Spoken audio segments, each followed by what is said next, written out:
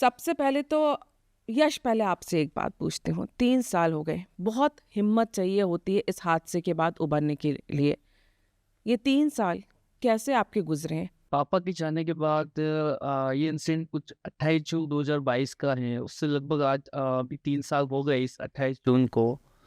3 साल में मतलब कोई भी ऐसा पल नहीं था जिसमें हमें पिताजी की याद नहीं आई हो। जब भी कोई फेस्टिवल या घर पे जब भी कोई मेहमान आते हैं, ठीक है? तो मतलब कहीं न कहीं पापा की जो कमी है, वो नहीं लगता कि कभी भी पूरी हो पाएगी।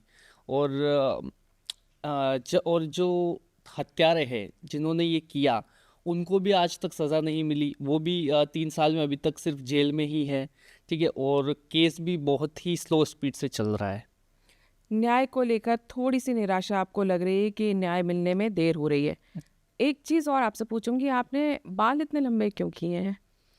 अ, जब मैंने मेरे पिताजी को मुखाग्नि दी थी, उसी समय मैंने डिसाइड कर लिया था कि जब तक ये जो किलर्स है रियाज़ और गौस, तब तक हमें उनके नाम वगैरह नहीं पता थे।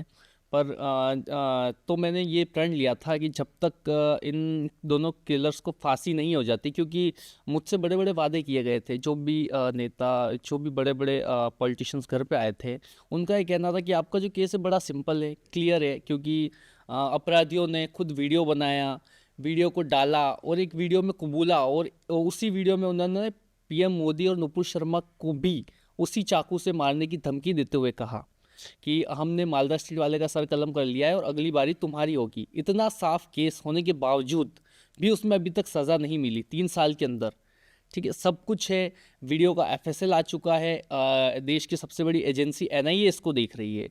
फिर भी ये केस फास्ट ट्रैक में नहीं चल रहा। मैंने बहुत सारी कोशिशें की कि इस केस को फास्ट ट्रैक में लाया जाए या फिर इसकी एनआईए की स्पेशल कोर्ट बिठाकर डे बाय डे हियरिंग हो, पर मेरे हाथ अभी तक निराशा ही लगी है। तो बाल आपने इसीलिए बढ़ा रखे हैं? जी बिल्कुल, जब तक उनको फांसी नहीं होगी तब तक मैंने बाल बढ़ाने और जूते चप्पल नहीं पहनने का प्रण खाया लिया है। जब तक कि उन अपराधियों को जिस दिन फांसी होगी, मेरे पिताजी की अस्थियों का विसर्जन भी उसी दिन होगा, क्योंकि अपने हिंदू धर्म में माना ही यही जाता है कि अस्थियों का विसर्जन तभी किया जाता है जब किसी आत्मा को शांति मिले। पर जब तक वो दोनों जिंदा है, मेरे पिताजी की आत्मा को शांति नहीं मिलेगी। ये मैं भी जानता हूँ और मेरा पूरा परिवार जानता है, इसलिए मेरा परिवार भी इस प्रण में मेरे साथ डट के खड़ा है।